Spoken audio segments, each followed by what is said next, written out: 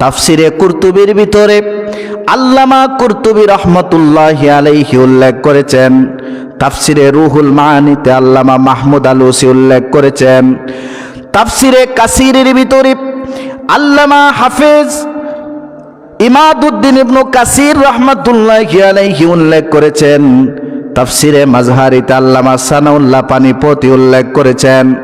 কয়েকটা তাফসিরের ভিতরে এই আয়াতের ব্যাখ্যা এরকম এসেছে, মক্কার জমিনে কিছু কাফের ছিল যারা আল্লাহর নবীকে প্রশ্ন করেছিল বাদশাহ জুলকারনাইন সম্পর্কে।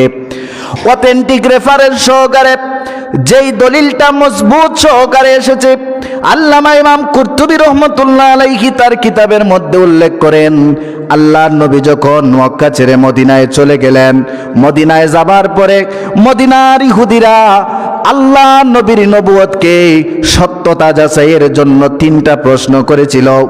1 নাম্বার প্রশ্ন হলো, আপনি আমাদেরকে বলতে হবে ইয়াসআলুনাকা আনির রূহ, রূহ কি জিনিস, যেটা আমাদের দেহের ভিতরে থাকলে আমরা জিন্দা মানুষ, কথা বলতে পারি, চলতে পারি, কাজ করতে পারি, আর যেই রূহটা দেহ থেকে বাইর হওয়ার সাথে সাথে আমাদের দেহটা বডিলেস হয়ে যায়, আমরা কথা বলতে পারি না, চলতে পারি না, আমাদের হাত পা অবশ হয়ে যায়, লাশ হয়ে যায়, এই রূহটা কি?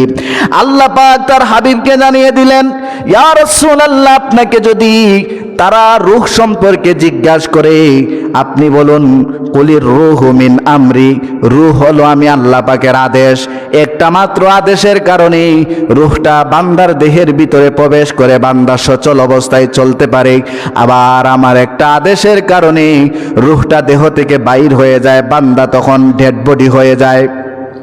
2 নাম্বার প্রশ্ন ইহুদিরা করেছিল, ইয়া রাসূলুল্লাহ, আপনাকে নবী বলে আমরা স্বীকৃতি দিব যদি আপনি 2 নাম্বার প্রশ্নের জবাব দিতে পারেন। আল্লাহ নবীকে বলা হলো আসহাবে কাহাফ সম্পর্কে আপনি বলুন। আল্লাহ নবী বিস্তারিত আসহাবে কাহাফ সম্পর্কে বলে দিলেন। 3 নাম্বার প্রশ্ন হলো, ইহুদি জাতি রাহমাতুল লিল আলামিন নূর নবী আমার রাহমাতুল লিল আলামিনকে ডেকে ডেকে বলে ইয়াসআলুনাকা আনিল যুলকারনাইন, আপনি যুলকারনাইন সম্পর্কে আমাদেরকে বলুন। আল্লাহ পাক আয়াত নাজিল করে দিলেন, নবী আপনি বলে দেন, এই যুলকারনাইন তিনি ছিলেন একজন বাদশাহ, এমন বাদশাহ ছিলেন যিনি পৃথিবীর প্রাচ্য এবং পাশ্চাত্য, পৃথিবীর পশ্চিম এবং পূর্বে, উত্তর আর দক্ষিণে সমগ্র জায়গায় তিনি পরিভ্রমণ করার ক্ষমতা আমি আল্লাহ পাক বাদশাহ যুলকারনাইনকে দান করেছিলাম। সুবহান। এই বাদশাহ যুলকারনাইনকে, তার পরিচয় কি? বিভিন্ন তাফসির কিতাবের মধ্যে বিস্তারিত আলোচনা এসেছে।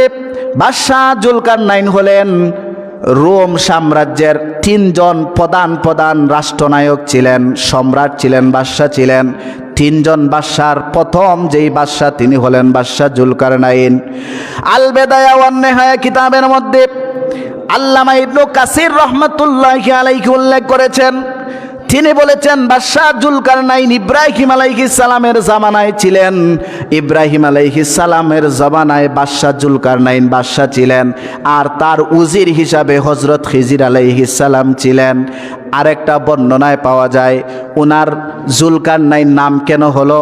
যুলকারনাইন শব্দের অর্থ হলো 2টা শিংওয়ালা মানুষ। 2টা শিংওয়ালা মানুষ বিভিন্ন তাফসিরের কিতাবে এসেছে। বাদশাহ যুলকারনাইনকে যখন তিনি মানুষের সামনে আল্লাহর দ্বীনের দাওয়াত দিতে লাগলেন, এমন সময় মানুষরা তাকে ধরে ফেলল, আর একজন মানুষ তাকে আঘাত করলো ডান দিকে। আঘাতের কারণে বাদশাহ যুলকারনাইন জমিনে পড়ে গেলেন, মরে গেলেন। বাদশাহ যুলকারনাইন মারা গেলেন আল্লাহর হুকুমে।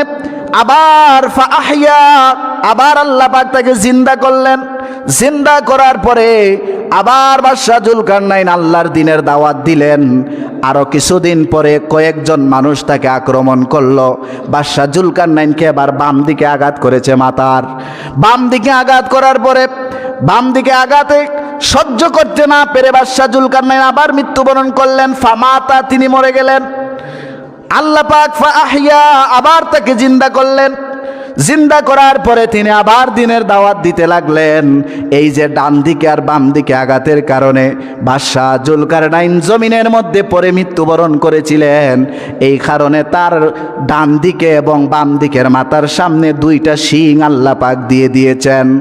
আরেকটা বর্ণনায় পাওয়া যায় বাদশাহ জুলকারনাইনের সামনের চুলগুলো, এই পাশের চুল আর ওই পাশের চুলগুলো শিংয়ের মতো ছিল লম্বা, সবুজ পাগড়ি দ্বারা, সাদা পাগড়ি দ্বারা, কালো পাগড়ি দ্বারা সব সময় তিনি এগুলো ডেকে রাখতেন।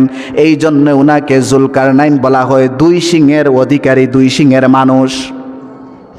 ওই বাদশাহ জুলকারনাইন এমন শক্তিশালী ছিলেন, আল্লাহ পাক তাকে এমন ক্ষমতা দিলেন, তিনি মেঘমালার উপর ভর করে করে পৃথিবীর এক প্রান্ত থেকে অপর প্রান্তে যেতেন। বাদশাহ জুলকারনাইন মেঘের উপর বসতেন, বৃষ্টি হওয়ার আগে আকাশের মধ্যে যে মেঘমালা দৌড়ায়, মেঘমালার উপর তিনি বসতে পারতেন। বাতাসকে বলতেন, বাতাস আমাকে নিয়ে যাও। বাতাস একদিক থেকে অন্য দিকে বাদশাহ জুলকারনাইনকে নিয়ে যেত। এমন ক্ষমতা আল্লাহ পাক বাদশাহ জুলকারনাইনকে দিলেন। এই